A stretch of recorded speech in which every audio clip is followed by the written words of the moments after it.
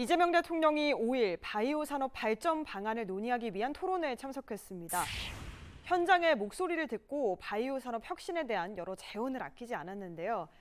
일단 지금 우리의 최종 목표라고 하면 이 K-바이오 의학 산업을 글로벌 5대 강국으로 도약시키겠다는 거거든요. 비전부터 알아볼까요?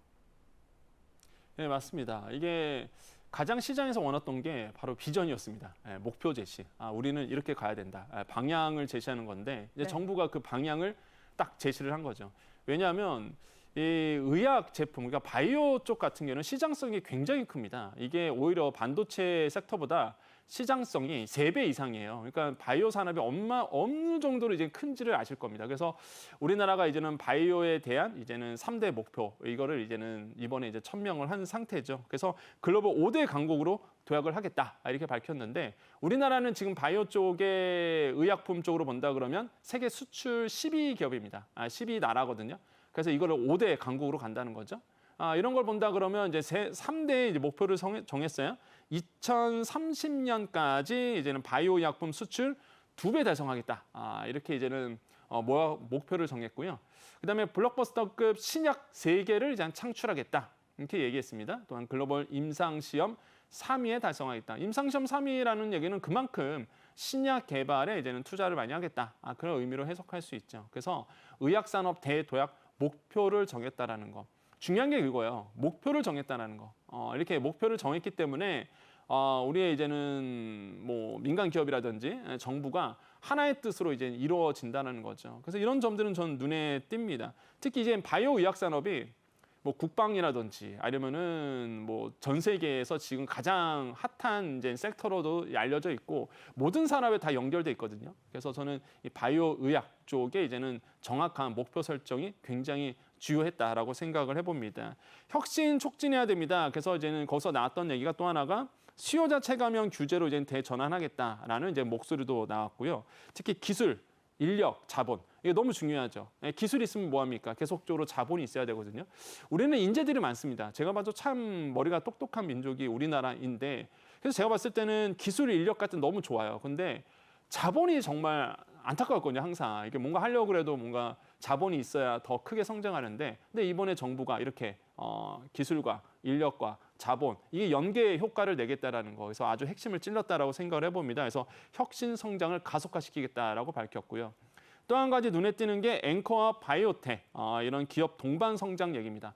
그러니까 앵커 기업은 우리가 이제는 이렇게 보시면 돼요.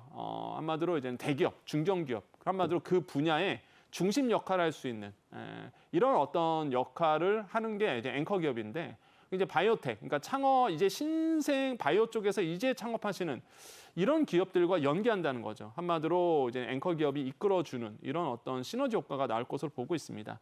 그래서 이렇게 글로벌 경쟁력을 강화시킨다 이렇게 전략을 발표했고 우리나라의 그 CDMO, 그러니까 위탁 생산 부분은 진짜 우리나라에서 기술이 넘버원이에요. 뭐 아시겠지만 뭐 삼성 바이오로직스 같은 경우도 마찬가지고요. 정말 초격차 기술을 유지하기 위해서 정부가 과감하게 이런 바이오 의학 쪽에 투자를 하겠다라는 거는 굉장히 적절한 타이밍에 적절한 목표를 설정했다라고 저는 판단해 봅니다.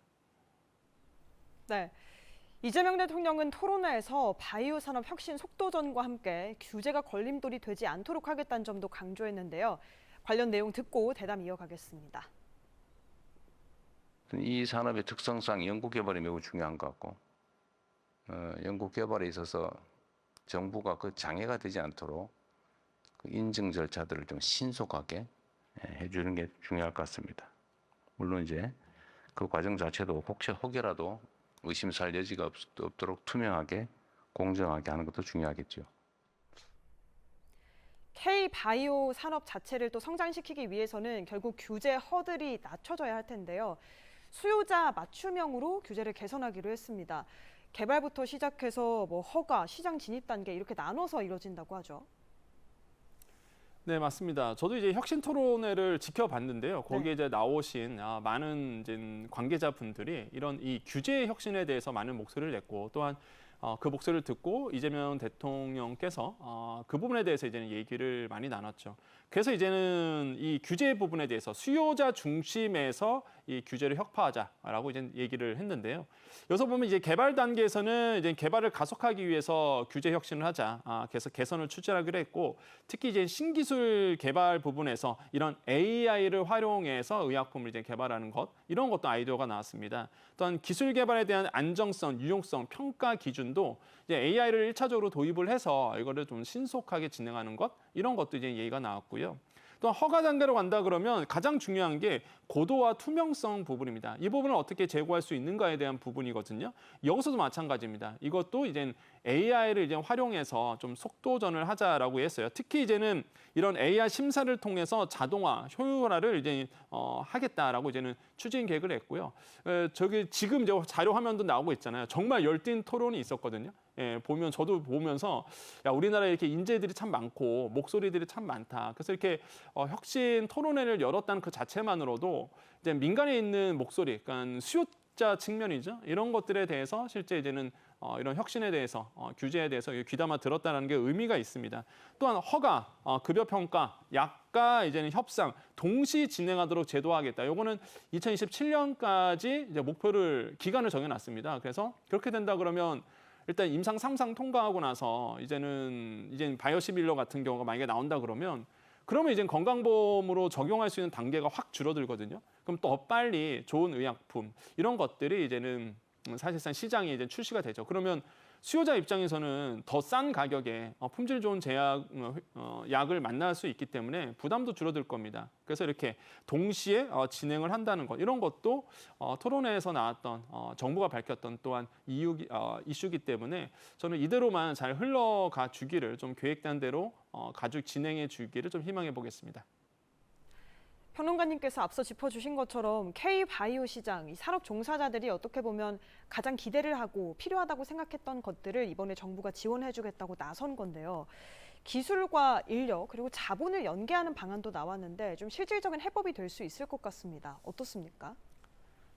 네, 그렇습니다. 이게 요번에 그 혁신 토론회에서 저는 좀 핵심을 꼽는다 그러면 네. 아까 말씀드린 것처럼 AI를 이제 도입을 해서 뭐 심사 단계라든지 아니면 개발 단계에서도 굉장히 신속하게 이제 진행하겠다 이런 부분이었어요. 또 한 가지가 이제는 이 펀드 부분이죠. 그래서 이제는 신약 개발했을 때 막대한 돈이 들어가는데 이 부분을 이제는 정부가 펀딩을 해서 체계적으로 지원하겠다 이런 부분이 좀 핵심적이었습니다. 그래서 AI 신약 개발에서 기술 융합 이런 부분도 이제 생태계를 조성하겠다라고 밝혔고요. 또한 그 AI 기반에서 신약 개발을 하고 전주기 지원하겠다. 또한 로봇 기술 기반에서 정밀화. 이 기술을 활용해서 정말로 의학을 만들 때 위생적이고 더 정밀하게 만들 수 있는 기반 이런 것들을 이제 실험실을 구축하겠다는 부분도 저는 눈에 띈다라고 말씀을 드립니다. 그 또 한 가지 아까 말씀드린 것처럼 사실 이제 기술이 있으면 인재가 앵커님 말씀 것처럼 인재가 필요하잖아요. 그 인재 양성 어떻게 할 거냐? 지금 정부는 이제 인재 양성과 투자 활성을 통해서 다양한 아이디어를 내놓고 있고요. 그 인재를 본다면 바이오 인재 강국을 위한 실전형 이제는 인력을 양성하겠다라고 밝힌 상태입니다. 그래서 이런 점을 봤을 때 의미가 있고요. 지금 보시면 아시겠지만 바이오 융합 전문 인재 한 1,720명이고요. 바이오 생산 공정 인력으로 연 2,000명을 배출합니다. 또한 규제과학 인재 양성에서 이제 총 1,000명, 2030년까지인데요. 이렇게 양성을 해서 실제적으로 현장 실전형 인력을 이제 양성하겠다라는 거죠. 그래서 바이오 부분에 대한 초격차 기술을 유지하기 위해서 과감하게 인재를 양성하겠다는 것이 정부의 이제는 보관이다 이렇게 생각을 해봅니다. 또한 여기서 본다 그러면 현장 수요에 대해서 핵심 인력을 총 한 11만 명 양성을 합니다. 더 나아가서 글로벌 인재를 키워야 돼요. 그래서 탑티어 해외 우수 인재를 유치하는 것도 있습니다. 그래서 내부적으로 만드는 인재, 그다음에 해외에서 모셔오는 인재, 마지막으로 우리나라가 인재를 양성했으면 빠져나가지 못하도록 사실상 국내에서 정착할 수 있는 것까지 이제 정부가 얘기를 하고 있거든요. 그래서 우리나라의 바이오 인재들이 뛰어놀 수 있는 이런 생태계를 만들겠다라는 것이 이번 간담회 또한 이번 토론회의 가장 큰 성과지 않았나 이렇게 생각을 해보겠고요.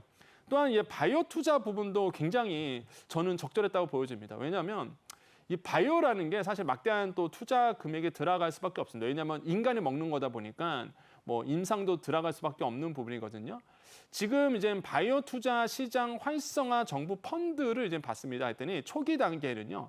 과학기술 혁신 펀드에서 400억 원 정도 책정이 돼 있고 전임상 그러니까 이제는 인간에게 투여하기 전, 그러니까 인간을 실험하기 전에 한마디로 동물이죠. 동물 실험 부분이 전임상을 얘기하는데 여기에 이제는 또 돈이 들어가잖아요. 초기 바이오 투자 펀드 500억 원, 스타트업 코리아 펀드 400억 원의 이제 펀드가 사실상 마련돼 있어요. 일상과 이상이 있습니다. 이 일상 우리가 임상 1상, 임상 2상이라고 얘기하는데 보통 본다면 이제 건강한 성인 환자에게, 그러니까 뭐 많지는 않습니다. 수십 명에게 하는 게 임상 1상인데요. 여기서 이제는 당연히 기술 혁신 전문 펀드 500억 원 정도가 내년부터 이제 들어가게 되고 돈이 많이 드는 쪽이 이제 2상부터 많이 들어갑니다. 왜냐하면 임상 2상이 실제 이제는 환자들에게 그때부터 이제 투여를 하거든요. 테스트를 하는데 그때부터 이제 돈이 들어가다가 제일 많이 들어가는 게 3상이에요. 임상 3상이 이제 대규모로 사실상 약을 테스트하거든요. 환자들에게. 그러니까 엄청난 천문학적인 돈이 들어가게 됩니다. 그러다 보니까 더 많이 책정돼 있죠. 특화 펀드라고 해서 1,500억 원 정도가 이제 펀딩을 합니다. 이게 그래서 총 한 1조 원 정도 이렇게 이제 펀딩을 하고 이거는 정부의 이제 펀드 계획이거든요. 그럼 여기에다 이제 민간 펀드까지가 들어온다 그러면 더 많은 이제는 규모 투자 금액이 이제 우리나라에 이제는 이런 제약 바이오 쪽, K 바이오 제약 쪽에 의약 쪽에 이제 쓰여질 수 있다는 점. 그래서 아까 말씀드린 것처럼 기술, 인력, 이 자본까지 이 정부가 챙겨 나가겠다는 점은 굉장히 의미가 뜻깊다라고 생각을 해봅니다.